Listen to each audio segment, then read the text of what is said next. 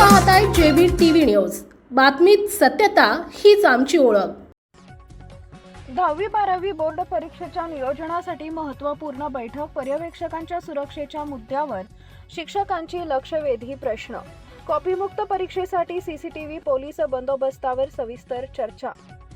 धुळे येथील कानोसा हायस्कूलमध्ये माध्यमिक व उच्च माध्यमिक परीक्षा मंडळ मार्फत घेण्यात येणाऱ्या इयत्ता 10वी व 12वी बोर्ड परीक्षेच्या अनुषंगाने महत्त्वपूर्ण नियोजन बैठक संपन्न झाली। यावर्षी उच्च माध्यमिक प्रमाणपत्र इयत्ता 12वी लेखी परीक्षा दिनांक 10 फेब्रुवारी ते 18 मार्च तर माध्यमिक शालांत प्रमाणपत्र इयत्ता 10वी लेखी परीक्षा दिनांक 20 फेब्रुवारी ते 18 मार्च या कालावधीत आयोजित करण्यात आली आहे। या परीक्षा दरम्यान कोणतेही गैरप्रकार होऊ नयेत, कॉपीमुक्त वातावरण राहावे यासाठी परीक्षा दालनातील प्रत्येक वर्गखोलीत सीसीटीव्ही कॅमेरे, देखरेख व्यवस्था, पर्यवेक्षकांची जबाबदारी याबाबत सविस्तर माहिती देण्यात आली आहे। बैठकीदरम्यान शिक्षक व मुख्याध्यापकांच्या विविध शंका आणि प्रश्नांचे निरसन माध्यमिक शिक्षणाधिकारी मनीष पवार यांनी सविस्तर व तंतोतंत केले। या मात्र बैठकीत शिक्षण जतीन बोरसे यांनी उपस्थित केलेला एक प्रश्न तथा गंभीर समस्या ही विशेष लक्षवेधी ठरली। त्यांनी निदर्शनास आणून दिले की परीक्षा संपल्यानंतर पर्यवेक्षक आपले कामकाज पूर्ण करून गट्टे जमा केल्यानंतर परीक्षा केंद्रातून ज्यावेळी जात असतात त्याचवेळी परीक्षा केंद्राच्या परिसरात काही पालक थेट पर्यवेक्षकांची गुंड प्रवृत्तींना हुज्जत घालतात। अशावेळी अनेकदा पोलीस कर्मचारी उपस्थित नसतात, त्यामुळे जोपर्यंत पर्यवेक्षक परीक्षा दालन व परिसर पूर्णपणे सोडत नाहीत तोपर्यंत पोलीस बंदोबस्त असावा, अशी स्पष्ट व ठाम मागणी त्यांनी जिल्हाधिकारी महोदय भाग्यश्री विस्पुते यांच्याकडे विनंती करत केली। यावेळी परीक्षेदरम्यान होणारे संभाव्य गैरप्रकार, त्यावर प्रतिबंधात्मक उपाययोजना, पर्यवेक्षकांची सुरक्षा, शिस्तबद्ध परीक्षा संचालन याबाबत महत्त्वपूर्ण सूचना माध्यमिक शिक्षणाधिकारी मनीष पवार यांनी दिल्या। या मार्गदर्शनपर बैठकीत भाग्यश्री विस्पुते जिल्हाधिकारी तथा जिल्हा दक्षता समिती अध्यक्ष अजित शेख, मुख्य कार्यकारी अधिकारी जिल्हा परिषद धुळे सदस्य तसेच श्रीकांत धिवरे पोलीस अधीक्षक धुळे सदस्य यांच्या अध्यक्षतेखाली पार पडली।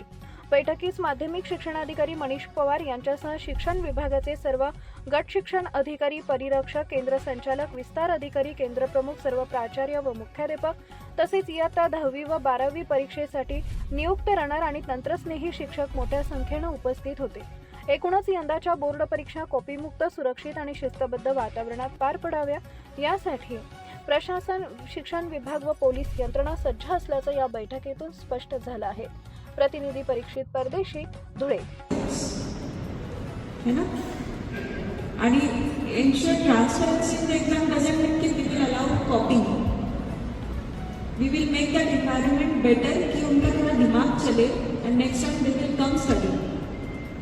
So I request specially to the women teachers और जो भी हैं जितने पण कुठे आहेत ज्यावर तुम्ही एंट्री देतात एक्झामसाठी, ensure की जे काही चेकिंग होते मुलींचे it should be very proper, dignified वेने। ते दुपट्टा काढा, ते ठीक है, आप एक कर्टन लगा लो, उसके साइड में आपको क्या चेकिंग करनी है करो। आपल्याही मुली असतात, आपली ही फॅमिली असते, डझंट लुक गुड। किती जर लहान मुली असल्या तो they have their own dignity. आणि अर्ध्या मुलींचा तो सायकोलॉजी एवढी खराब होती की मेरी इस तरीके से चेकिंग हुई, अशी तपासणी झाली। तो don't play or don't touch the mindset of the kids who are coming for the exam. Similarly with the boys also. Boys को ऐसे कुछ फर्क नहीं पड़ता है। 100 पैकी 90 मुलांना काहीच वाटणार नहीं कि उनका कितना हार्ट चेकिंग हुआ, बट उसमें से 10 बच्चे सेंसिटिव होंगे, they won't be able to checking का सबसे इम्पोर्टेंट चीज़ है कि on the get only you ensure कि उनको अच्छी तरीके से they are coming for the exam properly, they are being treated. दूसरा, before exam we are suppose to check your toilets, classrooms. असं ऐकण्यात आलं आहे की काही रूम्स लॉक करून ठेवलेले असतात आणि तिथे काही शिक्षक बसलेले असतात आणि परीक्षा सुरू झाली की मग ते मधून कुठून तरी प्रकट होतात उत्तरपत्रिकांसह, किंवा ते आपले काही लोक जातात, चहा पितात, चाय पे चर्चा पे सब कुछ एक्सचेंज हो जाता है। Don't let that happen, it's a kind request. आपल्या परिसरातील महत्त्वाच्या बातम्या पाहण्यासाठी आजच आमच्या जेबी टीव्ही न्यूज चॅनलला यूट्यूबवर सबस्क्राईब करा आणि बेल आयकॉन प्रेस करा।